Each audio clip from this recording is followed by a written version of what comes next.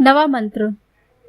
जागृत स्थानो वैश्वानरो अकारः प्रथमा मात्राप्ते रादित्मा द्वाप्नोति ह वै सर्वान् कामाना दिशश्च भवति य एवं वेद। जिसका जागृत स्थान है वो वैश्वानर व्याप्ति और आदि मत्व के कारण पहली मात्रा अकार है। जो उपासक इस प्रकार जानता है वो संपूर्ण कामनाओं को प्राप्त कर लेता है। प्रथम अवस्था के बारे में बताया जा रहा है इस मंत्र में। इस अवस्था का नाम जागृत स्थान कहा गया है और इसे प्रथम भी कहा है। प्रथम क्यों कहा है तो इस बारे में मंत्र कहता है आदि मत्व के कारण ये पहली अवस्था है। आओ इसे समझें कि इसका क्या अर्थ है। आदिम का अर्थ है प्रथम और तत्व तो हम जानते ही हैं, अर्थात प्रथम तत्व यानी कि सबसे पहला पदार्थ जो कि चेतन था। आत्मा की अचेतन और दूसरी अवस्थाएं भी हैं पर वो प्रथम नहीं हैं, वो इसके बाद की हैं। जैसे हमारी जगी हुई अवस्था प्रथम होगी और हमारी स्वप्न वाली अवस्था दूसरी होगी, क्योंकि हम स्वप्न में तो तब जाएंगे ना जब हम होंगे। यदि हमारा होना ही ना हो तो स्वप्न में जाएगा कौन। और होने का अर्थ ही होता है चेतन होना। फिर ये अलग बात है कि हम स्वप्न में जाना चाहते हैं या होने में रहना चाहें या विश्राम अवस्था में रहना चाहें, ना होना चाहते हैं, तो हमारे होने की अवस्था को प्रथम कहेंगे या आदि कहेंगे। तो ये जो जागृत अवस्था है संसार की, इसी को प्रथम अवस्था कहा क्योंकि यहाँ मनुष्य के रूप में जन्म से ही चेतन अवस्था प्राप्त रहती है। चेतन का अर्थ होता है जिसमें इच्छा करने की, ज्ञान करने की, कर्म करने की, भोग करने की सामर्थ्य हो, जैसे कि मनुष्य में होती है। तो यहाँ आदिमत्व का यही अर्थ है। तो सृष्टि होने के बाद इस जागृत अवस्था से या स्थान से जीवन प्रारंभ होता है, इसलिए इसे प्रथम अवस्था कह सकते हैं। जीवन की दृष्टि से ये जागृत अवस्था ही महत्वपूर्ण है। हमारे जीवन का उद्देश्य इसी जागृत धरातल पर ही पूरा होता है। यदि हमारी यह अवस्था सुखी है तो बाकी अवस्थाएं भी सुखी होंगी, स्वस्थ होंगी। ये प्रथम अवस्था जैसी होगी तो बाकी अवस्थाओं का भी वही परिणाम होगा। जागृत अवस्था में यदि हम सुखी हैं तो हम बाकी अवस्थाओं में भी सुखी होंगे, और यदि जागृत अवस्था में हम दुखी हैं तो बाकी अवस्थाओं में भी हम दुखी ही होंगे। इसलिए ये प्रथम अवस्था, जिसे जागृत अवस्था भी कहते हैं, सबसे अधिक महत्वपूर्ण है। हमारा जीवन इसी जागृत अवस्था से प्रारंभ होता है, इसलिए ये अवस्था प्रथम होगी। जो लोग या शास्त्र ऐसा कहते हैं कि स्वर्ग और नर्क कहीं हैं, कहीं किसी और स्थान पर होते हैं, इस सूत्र के आधार पर ये बातें कुछ सत्य प्रतीत नहीं होती। इस सूत्र के अनुसार ये जागृत अवस्था ही प्रथम है, सबसे अधिक महत्वपूर्ण है। इसका अर्थ ये हुआ कि ये अवस्था जैसी होगी तो बाकी सब वैसा ही होने वाला है। और हम देखते भी हैं कि यदि हमारी जागृत अवस्था संतोषजनक नहीं है तो हमारी बाकी अंदर की अवस्थाएं भी संतोषजनक नहीं रहती। वहाँ उतनी मात्रा में दुख होगा ही जितना कि हमें इस संसार में दुख है। और जैसा ही यहाँ इस संसार में हमारी कोई समस्या या दुख दूर होता है तो हमें अंदर भी बहुत शांति प्राप्त होती है, बहुत सुख प्राप्त होता है, हम स्वस्थ अनुभव करने लगते हैं। इस सब से हम समझ सकते हैं कि हमारी अंदर की सारी अवस्थाएं इस जागृत अवस्था के परिणाम पर पूरी तरह से आश्रित हैं। इसीलिए इसको प्रथम कहा गया है। ये जैसी होंगी तो बाकी भी वैसी ही होंगी परिणाम में। तो सांस्कृतिक रूप से जागृत अवस्था ही प्रथम हो जाएगी। इस प्रकार हम समझ सकते हैं कि यह अवस्था सारी आस्थाओं में प्रमुख है। मनुष्य के उत्पन्न होने के बाद यहाँ से संस्कृति प्रारंभ होती है, यहाँ से ऐच्छिक जीवन प्रारंभ होता है, क्योंकि मनुष्य के आने तक प्रकृति, जो कि आत्मा के द्वारा पहले से तय किया हुआ है, सोचा समझा है, जीवन ही संचालित रहता है। उदाहरण के लिए जैसे हम किसी कार के रूपाकार के बारे में सोचते हैं तो इसे कहेंगे पहले से सोचा था, कल्पित किया हुआ, और फिर उस कल्पना के अनुसार कार को बनाना। तो इसे कहेंगे कि पहले से ही की हुई कल्पना के अनुसार कार्य को बनाना, अर्थात ये रूपाकार कार के लिए प्रकृति हो जाएगा। पहले से की हुई कृत्य या कल्पना के अनुसार बीज, जो कि आत्मा, वृक्ष, जो कि संसार बनता है। तो प्रकृति पूरी होने के बाद अब संस्कृति का प्रारंभ होता है, जो कि यदि प्रकृति के अनुसार हो तो सही कहलाएगा, कोई प्रदूषण नहीं करेगा। नहीं तो विभिन्न प्रकार के प्रदूषण उत्पन्न होंगे, जिनसे फिर मनुष्य और दूसरे जीवों को दुख और परेशानियां उत्पन्न होती ही हैं। तो संस्कृति कैसे प्रकृति के अनुसार हो, उसी के लिए प्रकृति का अध्ययन किया जाता है, ज्ञान विज्ञान प्राप्त किया जाता है, फिर उसके अनुसार संस्कृति का निर्माण किया जाता है और उसको अपनाया भी जाता है। संस्कृति का अर्थ होता है मनुष्य की जीवन व्यवस्था, जो कि ऐसी हो जिससे कि हम प्रकृति का प्रयोग सबके सुखों को पाने के लिए इस प्रकार करें जिससे कि प्रकृति में कोई प्रदूषण ना हो, प्रकृति में सदैव ही साम्य अवस्था बनी रहे। स्थूल प्रकृति का अध्ययन करना ही जागृत अवस्था को जानना कहा जाएगा। तो जागृत संसार ही हमारा जागृत अवस्था है। स्थूल प्रकृति का ज्ञान करके स्थूल संस्कृति का निर्माण किया जाता है, जो कि स्थूल प्रकृति के अनुसार ही होना चाहिए। जब तक प्रदूषण होता रहे और हमारी कामनाएं पूरी न हो रही हो तो समझना चाहिए कि अभी जागृत स्थान का पूर्ण ज्ञान नहीं हुआ है। इस अवस्था को जानने की चेष्टा करते रहना चाहिए, और जैसे ही कोई नया ज्ञान खोजने में आए तो हमें अपनी संस्कृति को तुरंत उस ज्ञान के अनुसार परिवर्तन करना चाहिए। और ये प्रक्रिया तब तक करते रहना चाहिए जब तक कि हम सभी पूर्ण रूप से सुखी नहीं हो जाते। जैसे कि हम सब पूर्ण रूप से सुखी हो जाएंगे तो वो संस्कृति पूर्ण होगी, फिर उसमें और परिवर्तन करने की आवश्यकता नहीं पड़ेगी। मंत्र इसको ओम के अनुसार पहली मात्रा अ या आकार कह रहा है। कार का अर्थ कार्य होता है, अर्थात अ का कार्य है जागृत अवस्था, यानी कि अ से ही इस अवस्था का निर्माण हुआ है। अ ही आधार है इस जागृत अवस्था का। आगे मंत्र कह रहा है कि जो इस प्रकार जानता है वो संपूर्ण कामनाओं को प्राप्त कर लेता है, अर्थात इसने जो भी जान लेगा वो ऐसे ज्ञान को प्राप्त होगा जिससे कि उसकी संपूर्ण कामनाएं पूर्ण हो जाएगी। इसे इस प्रकार समझे कि जब तक अग्नि का आविष्कार मनुष्य ने नहीं किया था तो जो अंधेरे वाला जीवन था, अग्नि न होने के कारण कई प्रकार की समस्याओं से भरा जीवन था, उससे सब मनुष्य दुखी थे। और जब अग्नि का आविष्कार हो गया तो उससे जो जीवन में सुख आया वो हम सब भली भांति जानते हैं। जब किसी ज्ञान की खोज हो जाती है तो उसका लाभ केवल वही मनुष्य नहीं पाता जिसने की खोज की थी, बल्कि सभी मनुष्य पाने लगते हैं जो कि उस खोज को अपनाते हैं। और ये सूत्र यही कह रहा है कि इस अजागृत अवस्था के ज्ञान से सभी को संपूर्ण कामनाओं को पूर्ण किया जा सकता है। और हम देख भी रहे हैं कि जैसे जैसे वैज्ञानिक और खोजी जिस जिस ज्ञान को प्राप्त करते जा रहे हैं वैसे वैसे ही हम लोग अधिक सुखी होते जा रहे हैं। हाँ, जिसका ज्ञान अभी हमारे पास नहीं है उसके कारण हम लोग अभी भी दुखी हैं और तब तक रहेंगे जब तक कि हम उसका ज्ञान प्राप्त नहीं कर लेते। और इस सभी व्यवस्था का बहुत महत्व रहता है। यदि व्यवस्था अच्छी होती तो खोजें भी शीघ्रता से हो जाती हैं और उनका लाभ लोगों तक शीघ्रता से पहुंचता है, क्योंकि सही दिशा में होती है। और यदि व्यवस्था सही नहीं होती तो न तो खोजें शीघ्रता से होती है और ना ही उसके लाभ लोगों तक शीघ्रता से पहुंचते हैं और दिशा से भटके भी रहते हैं। तो व्यवस्था एक मूल बात है जिसके अच्छे होने या गलत होने से हमारे जीवन के प्रत्येक क्षेत्र में अच्छा या गलत प्रभाव होता है। अच्छा प्रभाव सुख देता है और गलत प्रभाव दुख देता है। उदाहरण के लिए हम देखते हैं कि प्रत्येक वर्ष में जब भी कृषक अपनी फसलें मंडी में लेकर आते हैं और उन्हें उनकी फसलों का कभी कभी ना के बराबर मूल्य मिलता है, जिससे क्रोधित होकर वे अपनी फसल को सड़क पर फेंक देते हैं और वो सब नष्ट हो जाता है और कृषक भी बहुत दुखी होता है। उसके घर में सब इस इच्छा से प्रतीक्षा कर रहे होते हैं कि उनकी फसल का अच्छा मूल्य मिलेगा, जिससे उनके पिता, उनकी पत्नी, बच्चे और बुजुर्ग माता पिता के लिए कुछ सुख के साधन खरीद लिए जाएंगे, जिससे वे सब सुख को प्राप्त होंगे।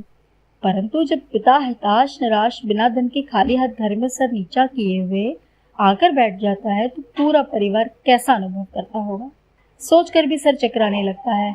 परंतु वे तो उस दुख को जैसे तैसे सहन करते हैं और कुछ तो सहन नहीं कर पाते और आत्महत्या तक कर लेते हैं।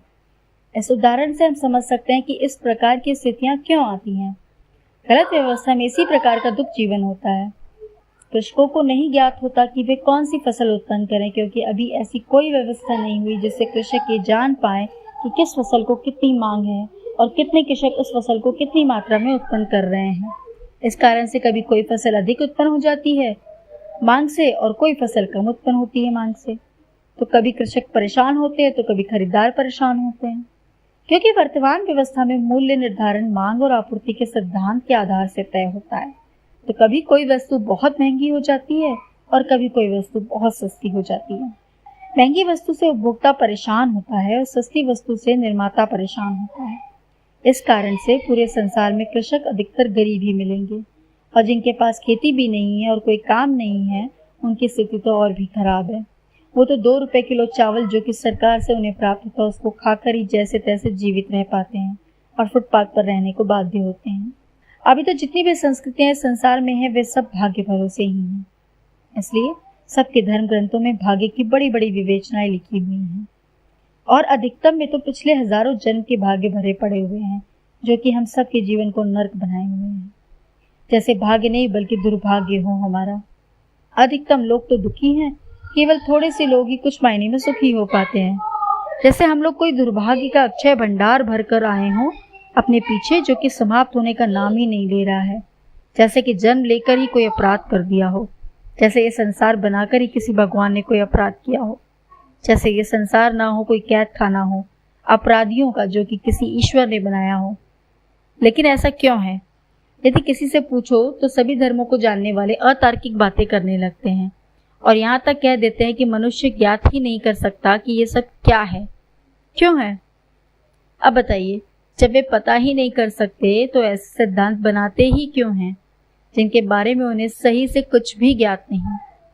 ऐसा प्रतीत होता है कि हमारे सारे धर्म ग्रंथ भाग्य से नहीं बल्कि दुर्भाग्य से भरे पड़े हैं। जबकि सही संस्कृति भाग्य पर आधारित नहीं हो, उसमें भाग्य जैसा कोई तत्व नहीं होगा जो कि हम सब के सुख दुख को तय करेगा, बल्कि ज्ञान पूर्वक व्यवस्था होगी जिसमें हमारे सारे सुख, चाहे वो ज्ञान का सुख हो, चाहे कर्म का हो, चाहे भोग का हो, चाहे विश्राम का हो, वो सब निश्चित होंगे, जो कि इच्छा होने पर हमें प्राप्त होते रहेंगे। जब मैंने खोज की तो भाग्य और अज्ञान मुझे तो समानार्थी ही लगे। अज्ञान जनित कर्मों का फल ही निश्चित नहीं होता कि सुख प्राप्त होगा कि दुख। जब दुख आ जाता है तो हम कहने लगते कि हमारे भाग्य में ऐसा ही था। इसका अर्थ हमें कर्म करने से पहले नहीं पता था कि इस कर्म का क्या परिणाम आएगा, यानी कि कुछ भी आ सकता है। तो अज्ञानता के कारण ही हमें भाग्य जैसा प्रतीत होता है। ज्ञान हो जाने पर वही भाग्य हमें निश्चित रूप से ज्ञात हो जाता है। हमें पता होता है कि क्या करने से कौन सा फल आएगा और कब आएगा। उदाहरण के लिए, यदि मैं आपको ऐसा बीज दूं जिसके बारे में आपको ज्ञात नहीं कि किसका बीज है, लेकिन मुझे पता है कि ये किसका बीज है। अब आप भी उस बीज को बोएंगे और मैं भी बोऊंगा। मुझे निश्चित रूप से ज्ञात होगा कि उस बीज से आम के फल आने वाले हैं, लेकिन आप भाग्य के सहारे रहेंगे कि पता नहीं कौन सा फल आ जाए। तो ये अंतर होगा ज्ञान और अज्ञान का। ज्ञान में फल निश्चित होते हैं और अज्ञान में भाग्य होता है।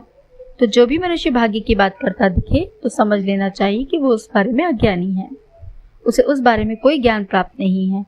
जैसे कोई वैद्य ये कहे कि दवाई खा ले, हो सकता है कि स्वस्थ हो जाओ, तो हमें समझ जाना चाहिए कि कोई झोला छाप वैद्य है जिसे आयुर्वेद का निश्चित ज्ञान नहीं तो वो निश्चित रूप से कहेगा कि चिंता ना करो, आप ये दवाई लेने के बाद स्वस्थ हो ही जाओगे। तो अज्ञान कहो या भाग्य कहो, एक ही बात है। आगे सूत्र कह रहा है कि इस अवस्था के ज्ञान के सभी कामनाओं को प्राप्त कर लेता है। अब इसका क्या अर्थ है? सभी कामनाओं को तभी प्राप्त हो सकता है ना जब पूर्ण रूप से सही व्यवस्था हो। नहीं तो हम सुनते भी हैं कि राजाओं को भी संपूर्ण कामनाएं प्राप्त नहीं होती हैं, और इस समय भी देखें तो अमीर लोगों को भी संपूर्ण कामनाएं प्राप्त नहीं हो रही, जबकि उनके पास धन की तो कमी होती ही नहीं। इन सब बातों पर यदि हम ध्यान से चिंतन करेंगे कि तो ज्ञात होगा कि केवल और केवल पूर्ण व्यवस्था ही संपूर्ण कामनाओं को प्राप्त करा सकती है, और जब पूर्ण व्यवस्था होगी तब तो सबकी संपूर्ण कामनाएं प्राप्त हो ही जाएंगी। किसी एक मनुष्य की ही थोड़ी पूरी होंगी, उस व्यवस्था में जितने भी मनुष्य आते होंगे उन सब की संपूर्ण कामनाएं प्राप्त हो जाएंगी।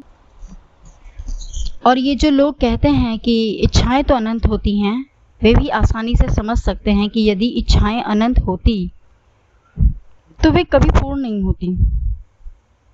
इस संसार में जिसका भी प्रारंभ है उसका अंत भी है, यहाँ कुछ भी अनंत नहीं है। जब मनुष्य ही आदि अंत वाला है तो उसकी इच्छाएं कैसे अनंत हो सकती हैं? धर्म ग्रंथ कह रहे हैं कि प्राकृतिक संसाधन सीमित हैं और मनुष्य की इच्छाएं अनंत हैं। बताइए कि जिस संसार का कोई और छोर नहीं ज्ञात होता वो इन्हें सीमित संसाधनों वाला दिखाई देता है, और जो मनुष्य आदि अंत वाला है उसकी इच्छाएं अनंत दिखाई देती हैं। धर्म ग्रंथों का ऐसा निर्णय मुझे समझ नहीं आया, और इन धर्म ग्रंथों को जानने वाले लोगों से पूछा तो कहते हैं कि मान लो ये जानने का नहीं, श्रद्धा का विषय है, बस इसे मान लो। भाई, यदि श्रद्धा का विषय है तो फिर इस बात पर श्रद्धा क्यों नहीं लाते कि प्राकृतिक संसाधन अनंत हैं और मनुष्य की इच्छाएं तो थोड़ी सी ही हैं। और आश्चर्य की बात है कि आज का अर्थशास्त्र भी इसी सिद्धांत पर बना है कि मनुष्य की इच्छाएं अनंत हैं और संसाधन सीमित। तो फिर ऐसे समझ का ये परिणाम तो आना ही था कि अधिकांश मनुष्यों को उनके सुख नहीं मिलेंगे। फिर ये धर्म ऐसा क्यों समझा रहे हैं कि तुम्हारे पूर्व जन्मों के पाप कर्म हैं? ये क्यों नहीं बता रहे कि भाई, परमात्मा ने ही प्राकृतिक संसाधन कम बनाए हैं, बड़ा छोटा सा संसार बनाया है, बस कुछ किलोमीटर लंबा चौड़ा। परमात्मा बड़ा गरीब है, सबके लिए सब कुछ नहीं बना सकता। फिर क्यों वो लोगों को कह रहे हैं कि पूजा पाठ करो तो आपकी मनोकामनाएं पूर्ण हो जाएंगी? एक तरफ तो कहते हैं कि परमात्मा की महान रचना ये संसार, और दूसरी तरफ कहते हैं कि मनुष्य की इच्छाओं की पूर्ति भी नहीं कर सकता। घोर आश्चर्य है ऐसी मान्यताओं पर। इन सभी मान्यताओं पर हमें गहन विचार विमर्श करना चाहिए। मेरी खोज के अनुसार कोई भी मान्यता, चाहे वो सही हो या गलत, हमारे जीवन को आधारभूत ढंग से प्रभावित करती है। यदि मान्यता सही नहीं हुई तो वो दुखदायी ही होगी, ये भी निश्चित ही है। और यहाँ मैं जब ज्ञान की बात कर रहा हूँ तो वो समाज के स्तर पे कर रहा हूँ, ना कि व्यक्तिगत स्तर पे। इसका अर्थ ये नहीं है कि जो कोई एक आदमी ज्ञानी होगा वो तो सुखी हो जाएगा और दूसरे जो कि ज्ञानी नहीं होंगे वो दुख को प्राप्त करेंगे। ये बात सही है कि ज्ञान और विज्ञान व्यक्तिगत स्तर से ही खोजे जाते हैं, परंतु खोजे जाने के बाद वो समाज की धरोहर बन जाते हैं। किसी भी ज्ञान और विज्ञान से सारा समाज ही सुखी होता है, ना कि केवल उसे खोजने वाला। ये बात मौजूदा व्यवस्था पर निर्भर करती है ना कि किसी ज्ञान की खोज होने के बाद उसका सुख सब तक कब पहुंचता है या कितने लोगों तक पहुंचता है। तो ये उपनिषद भी केवल कोई व्यक्तिगत स्तर के लाभ की बात नहीं कर रहा, बल्कि पूरे समाज के स्तर की बात भी कर रहा है। ये आत्मा की बात कर रहा है और कह रहा है पहले ही श्लोक में कि ये जो कुछ भी है वो सब आत्मा ही है। तो ये सब की बात कर रहा है। ये उपनिषद बहुत ही छोटे में अपनी बात कह रहा है, फॉर्मूला फॉर्मेट में ये अपनी बात कह रहा है, या सूत्र रूप में ये बात अपनी रख रहा है। इसे बहुत ही सावधानी से समझने का प्रयास करना चाहिए। जब ये कह रहा है कि जो भी कोई इस जागृत अवस्था को जान लेगा तो उसकी सभी इच्छाएं पूर्ण हो जाएंगी, तो इसका तात्पर्य हमें लेना चाहिए कि उस एक व्यक्ति के खोजे गए ज्ञान से पूरा समाज लाभान्वित होगा, ना कि हर आदमी अपने लिए एक ही ज्ञान को बार बार खोजेगा। जैसा कि हम सभी अनुभव भी कर रहे हैं कि हमारे वैज्ञानिकों ने अभी तक जो भी ज्ञान विज्ञान खोजा है तो उसका लाभ पूरा मानव समाज और बल्कि पूरी समष्टि को भी मिलता है। उदाहरण के लिए बहुत सारी चिकित्साएं, कृषि की खोजें, दूरदर्शन, मोबाइल, ऑटोमोबाइल, बहुत सारी मशीनरी, बहुत प्रकार के भोजन, बहुत प्रकार के कपड़े, कंप्यूटर, घड़ी आदि हजारों खोजें हैं। ये सभी खोजें थोड़े से लोगों के द्वारा हुई हैं, परंतु लाभ सभी ले रहे हैं। इसी प्रकार आगे भी और खोजें होती रहेंगी और उनका लाभ सभी को मिलेगा। यदि इन खोजों में समाज का भी भरपूर साथ मिले तो ये और भी शीघ्रता से होंगी। इससे हम अभी तक ये भी समझ गए होंगे कि अभी आदि भौतिक विज्ञान की खोज भी अपने आप में पूर्ण नहीं हुई है, अर्थात अभी जागृत अवस्था का ज्ञान पूर्ण रूप से अभी तक नहीं हो पाया है।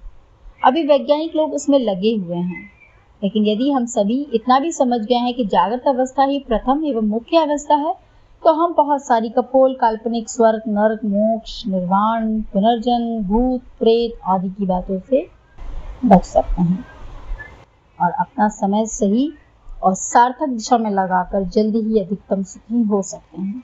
इस सूत्र के अनुसार सभी को मनोकामनाएं पूर्ण हो सकती हैं। इसका एक अर्थ और भी है, उसे भी हमें बड़े ध्यान से समझना चाहिए, क्योंकि ये बहुत ही महत्वपूर्ण अर्थ है, बल्कि सारे अर्थों का प्रारंभ है। अभी तक के अधिकतम दर्शन, अधिकतम आध्यात्मिक गुरु हमें यही कहते आ रहे हैं कि कामनाओं को ना करो, ये बंधन का कारण है। कामनाएं आपको मुक्त नहीं होने देंगी। भोगी न बनो, आपकी आध्यात्मिक यात्रा आगे नहीं बढ़ेगी। कामनाएं ही सारे दुखों का कारण है, मोक्ष की प्राप्ति नहीं होगी, आदि आदि। इस प्रकार की बातें करते आ रहे हैं। कोई परीक्षा देने के लिए आपका जन्म यहाँ हुआ है? इसके अलावा आप यहाँ कोई मनोकामना नहीं करना चाहिए, नहीं तो ये कुफ्र माना जाएगा, अर्थात अल्लाह की नज़र में ये अपराध होगा। ये कुरान के मानने वाले कहते हैं। कुल मिलाकर देखें तो लगभग सारे गुरु, सारे दर्शन मनोकामनाएं या इच्छा करने के थोड़ा या अधिक या पूर्ण रूप से विरोध में हैं। मांडूक्य उपनिषद इस सूत्र से हम समझ सकते हैं कि इच्छाएं ही मुख्य हैं इस जागृत अवस्था में। यदि जागृत अवस्था से इच्छाएं निकाल दी जाएं तो कोई अर्थ ही नहीं रह जाएगा चेतन होने का। आप थोड़ा सा सोच कर देखिए कि यदि आपके अंदर से इच्छा या कामना करने का अधिकार आपसे ले लिया जाए तो आपके जीने का कोई औचित्य रहेगा क्या? क्या आप ऐसे जीवन का कोई अर्थ अनुभव कर पाएंगे? क्या वो जीवन दास्ता से कुछ भी अलग होगा क्या, जहाँ इच्छा करने वाला कोई और होगा और आपको केवल और केवल किसी के आदेश अनुसार जीवन को जीना होगा? ऐसे जीवन से आपको दास्ता के अलावा क्या और अनुभव हो सकता है? और यदि सभी चेतन के अंदर से ये इच्छा करने का अधिकार हट जाए तो क्या कुछ भी प्रारंभ हो सकेगा? क्या बिना इच्छा के कोई भी गति संभव है कहीं पर भी? क्योंकि जब कोई एक चेतन इच्छा करता है आदेश के रूप में दूसरे चेतन को, यदि दूसरे इसे स्वीकार ना करे या अपने आप को बाध्य ना समझे तो क्या पहले चेतन की इच्छा किसी भी कार्य रूप में परिवर्तित होगी या कोई इच्छा पूर्ति की दिशा में कोई गति हो पाएगी? इसका अर्थ बिना इच्छा के कोई भी गति संभव नहीं है किसी भी चेतन में, और फिर कोई जीवन भी संभव नहीं है। अर्थात बिना इच्छा कोई जीवन संभव ही नहीं। बिना इच्छा के किसी चेतनता का कोई अर्थ रह नहीं जाता। चेतन कहो, इच्छा कहो, जीवन कहो, दिशा कहो, उद्देश्य कहो, ये सब एक जैसी ही बातें हैं। और इन धर्म के ग्रंथों को देने वालों ने क्या बिना इच्छा के ही ग्रंथ लिख दिए या बोल दिए? इन धर्म ग्रंथों के गुरु लोग भी इतने उपदेश किए जाते हैं, क्या ये सब वो बिना किसी इच्छा के ही किए जाते हैं? वे जो भोजन आदि करते हैं क्या बिना इच्छा के किए जाते हैं? विभिन्न स्थानों पर भ्रमण किए जाते हैं, क्या वे सब बिना इच्छा के ही हो जाते हैं? इन सब का जीवन के हर कदम पर विरोधाभासों से भरा हुआ है। इन सब बातों में विरोधाभास नजर आता है। इनसे पूछे तो कहते हैं कि इनकी बुद्धि के परे है, अर्थात ये केवल इन ग्रंथों का पालन करने का प्रयास कर रहे हैं, लेकिन ये सब इनकी समझ के परे है। या दूसरे शब्दों में कहें तो ये लोग बिना जाने ही अज्ञानता में इन ग्रंथों का पालन करने लगे और कराने का भी प्रयास करने लगे। और आश्चर्य की बात है कि इसे बुद्धि के परे भी बोलते हैं और इसे ज्ञान भी कहते हैं और अपने आप को ज्ञानी, जबकि विभिन्न विरोधाभासों से इनका जीवन भरा हुआ है। तो हम सबको फिर से चिंतन मनन करने की जरूरत है, और तब तक जरूरत रहेगी जब तक कि ये बात बुद्धि के परे से पूरे नहीं हो जाती, अर्थात हमारा ज्ञान नहीं बन जाती। अब तक की बातों से निष्कर्ष ये निकला कि मनोकामनाएं बंधन का कारण नहीं बल्कि जीवन का कारण है। जीवन का अर्थ है, चेतन होने का पर्याय है। तो हमें अपने जीवन दर्शनों को सही करने की आवश्यकता है, और बहुत खोजों के बाद मैं वही करने का प्रयास कर रहा हूँ। आप में से जिनको मेरा ये प्रयास सही लगे वो इसमें मेरी सहायता करें, ताकि हमेशा के लिए सही जीवन दर्शन की स्थापना हो सके और हम सभी एवं आने वाली सभी चेतन या जीव भी सदा सुखी रहें, जो कि जीवन का लक्ष्य ही है। और जिनको भी इस बात से सहमति ना हो वो भी मुझे समझाने का पूरा प्रयास करें, ताकि मैं भी इस कार्य में अपना समय नष्ट ना करूं। अर्थात मुझे ज्ञानी बनने का प्रयास करें, ज्ञानी बनाने का प्रयास करें। इसमें या तो मैं आपका ज्ञान समझ लूंगा या आप इस ज्ञान को समझ सको। कुल मिलाकर सभी का ये बहुमत का एक मत होना चाहिए, ताकि सभी एक ही दिशा में गति कर सकें और जो भी लक्ष्य हो उसे प्राप्त कर सकें।